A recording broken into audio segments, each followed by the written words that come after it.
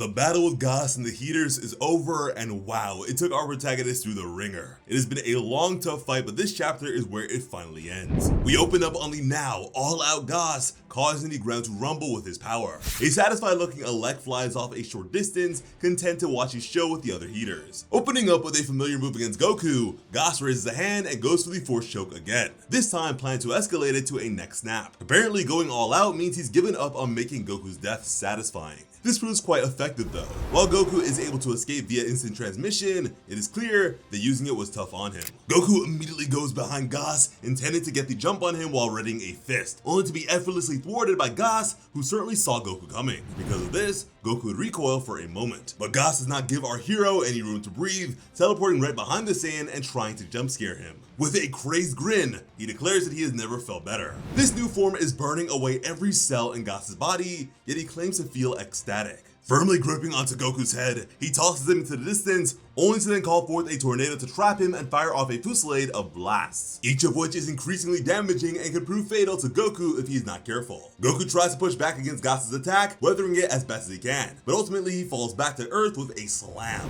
Alec is predictably smug, claiming that Gas was certain to win once he was trying. Maki acknowledges that their brother was in fact winning for the moment, but even still, she couldn't help but be worried about him. She can tell something is wrong with him. I mean, he looks absolutely atrocious. And at that, I must say, for a character with like 6 different versions of his design between his younger and different forms, despite these many versions of the character, Gas just doesn't do it for me. I'm curious how you guys may feel about him, but for me, yeah, Gas is honestly pretty lame. And that's not even getting started on his weak mentality. But anyways, Gas continues to beat down on Goku, but now Oilo recognizes the issue too. Gas's new form looks downright ancient. His eyes are sunken in, and his brow is wrinkled. Alex sees nothing wrong with this, claiming that Gas's power is not only intact, but greater than ever. Now, considering the lifespan reduction imparted onto Granola, with the acquisition of his Dragon Ball based power boost, it would only make sense for the same to apply to Gas as well. Which is to say, that his beloved older brother Alec was willing to sacrifice his kid brother's entire life for the sake of his devilish exploits. That is downright cold. In the battle, Goku recognizes that there is something off with Gas's new form, but the heater denies that it is a problem. To him, his power has been liberated from his flesh. He is quite willing to do what Alec asked and burn himself out,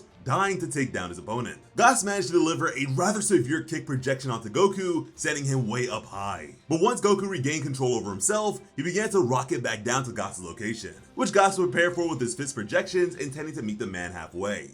Yet just as the two were on the verge of colliding, they would be interrupted by a sudden ki blast shot between them. To the shock of everyone present, it was Granola. Finally recovered from his injuries, his arrival gets a welcome smile from Goku and a scowl from Alec, of course being angered by the sudden intrusion. Before the heaters can act, however, Granola shockingly charges Goku, knocking him away from Gas. Assuming his foes to have turned on each other, Alec laughs, pleased by Granola's continued grudge against the Saiyans. The oldest heater calls out to Granola, congratulating him on making a smart choice. He even offers to employ him again if he kills Goku, a prospect which caused a spark of jealousy to emerge from Gas. Although not bothering to listen to the condescending crime boss, Granola talks to Goku now that they are away from Gas for a moment. As it turns out, he had heard Bardock's voice in his sleep and was here to help. He asks Goku if he is willing to trust in his strength. When the dust clears, Gas is confronted by a united Granola and Goku, ready to battle him together as a united front. The two have a simple plan. Goku was still making use of his Ultra Instinct sign form as Granola charged up an attack, and Goku would keep Gas busy for as long as it took to get the attack to be as powerful enough to take down the villain. Enraged, Gas charges forward, intent on stopping the Cerulean, but Goku moves to intercept the heater. Gas, still in motion, would project a fist to knock the Saiyan away, but resiliently, Goku would catch the attack and even manage to deliver a powerful projection kick of his own.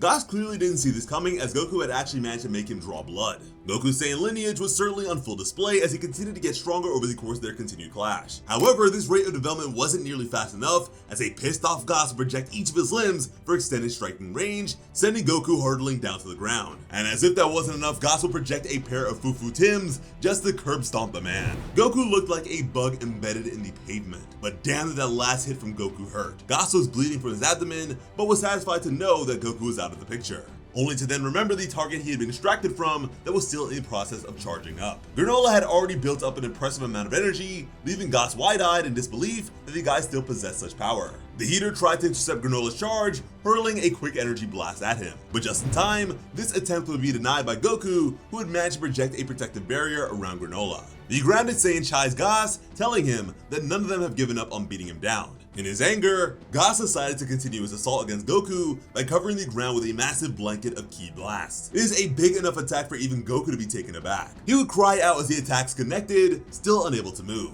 Yet over the course of this, Goku's demeanor would begin to shift. It almost looked like Gas meant to finish the job and kill Goku outright, but then he remembered the primary target here. Turning back, it is clear Granola is still charging his blast. The Cerealian calls out to his impromptu allies, admitting that he is not ready to fire his attack yet, a revelation that delights Gas. Before he can try and kill Granola again, however, Vegeta re-enters the battle with a full-body tackle, bringing the Heater brother down to the ground. And almost pitifully, this is all Vegeta can manage to do.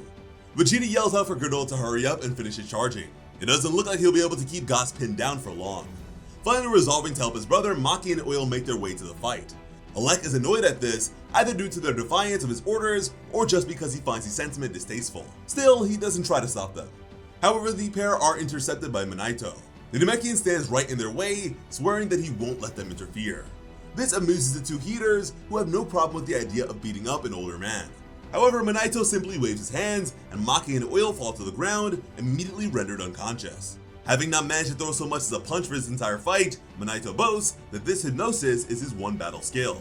Smiling, Minato turns to Granola, asking if his adoptive son is ready for his attack, to which Granola would confirm that he is, with a grin, boasting that he is gathering more energy than Gas could possibly handle. Vegeta started maneuvering Gas into Granola's line of fire, ready to finally end the fight. Alec, meanwhile, is chuckling. The eldest Heater cries out to Granola, reminding him that firing off such a powerful blast this close to the ground would destroy his beloved planet Cereal. Gas breaks free from Vegeta's grip at this point, running towards Granola before the Cerealian can decide what to do. And this is when Goku would reawaken.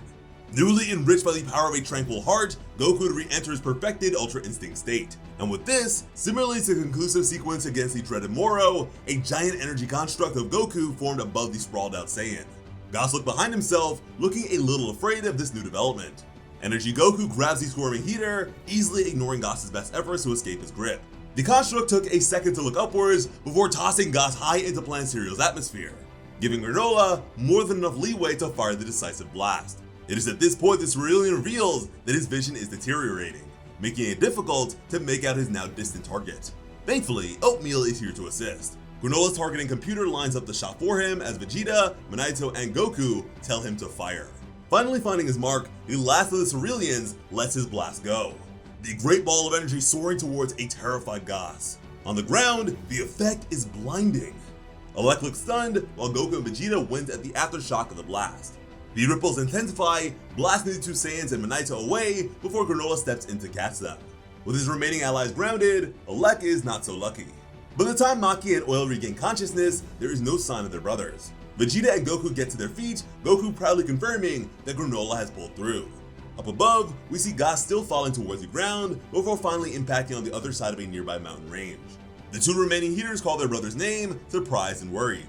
Granola, however, confirms that he didn't kill Gas. That cataclysmic, all-consuming energy blast just left him unconscious. Granola claims he is no longer seeking revenge and is willing to let the Heaters go, provided they never return to Planet Cereal. Maki and Oil look angry, but seem willing to play along for now, headed over to check on their brother.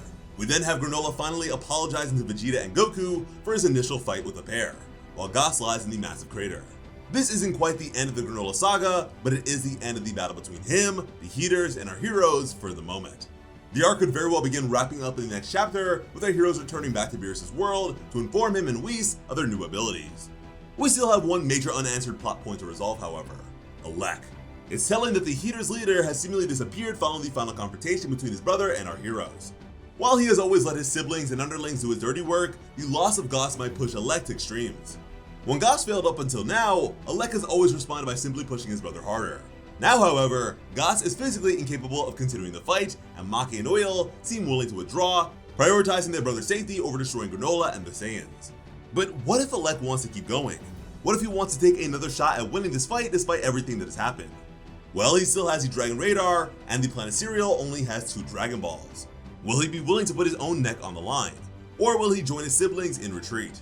Alec's choice could keep the Granola saga going, or serve to set up the next story in Super, like 7-3's head did before. Although I must admit that despite being interested in the heaters and particularly Elec as antagonists in the beginning, more so utilizing the power of intelligence and or conniving rather than brute force, the execution of such elements has left me a bit underwhelmed and unenthused to such a prospect. I also don't feel like Goku has truly uncovered the uniqueness of his own Ultra Instinct just yet, despite at the very least becoming closer to it than he was before. But one way or another, the next chapter of Dragon Ball Super has me curious.